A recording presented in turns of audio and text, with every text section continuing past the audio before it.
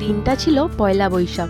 কিছু সিম্পল মুহূর্ত, family time আর অনেকটা ভালোবাসা নিয়ে কেটেছিল দিনটা। সকালে উঠে আমি দিনটা শুরু করেছিলাম একটা হেলদি ব্রেকফাস্ট দিয়ে, ওটস বানানা স্মুদি। কারণ আমি জানতাম আজকে সারা দিন অনেক উল্টোপাল্টা খাওয়া হবে। তারপর রেডি হয়ে বেরিয়ে পড়লাম দিনের প্রথম ইনভিটেশনে। সেদিন আমাদের কলিগ রানাদার নতুন বাড়ির গৃহপ্রবেশ ছিল। আমি আর আমার আরেক কলিগ ইনভাইটেড ছিলাম। রানাদা আমাদের কাছে শুধু কলিগ না, বরং অনেকটা নিজের দাদার মতো। খুবই সুইট, হেল্পফুল আর কাইন্ড হার্টেড মানুষ। কলেজে রানাদা থাকলে হাসি মজা সবসময় লেগেই থাকে। পৌঁছানোর সাথে সাথেই রানাদা প্রথমেই আমাদের সিন্নি প্রসাদ দিল, তারপর পুরো বাড়িটা ঘুরিয়ে দেখালো। সত্যি বলতে, চারতলা এত সুন্দর একটা বাড়ি নিজের পরিশ্রমে, নিজের চেষ্টায় তৈরি করা দেখে খুবই ভালো লাগছিল। বাড়ির ডেকোরেশন, প্ল্যানিং সব কিছুতেই বোঝা যাচ্ছিল কতটা যত্ন আর ভালোবাসা দিয়ে বাড়িটা বানানো হয়েছে। আর সবচেয়ে ভালো লেগেছিল ছাদটা, যেখান থেকে মেট্রো রেলওয়ে পরিষ্কার দেখা যায়।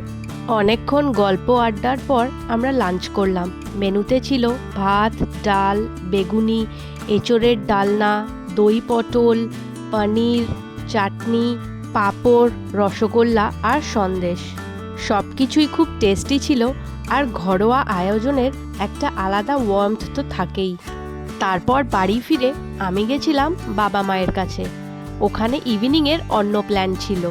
আজকে বাবার রিকোয়েস্টে বিবেক রান্না করবে মাটন।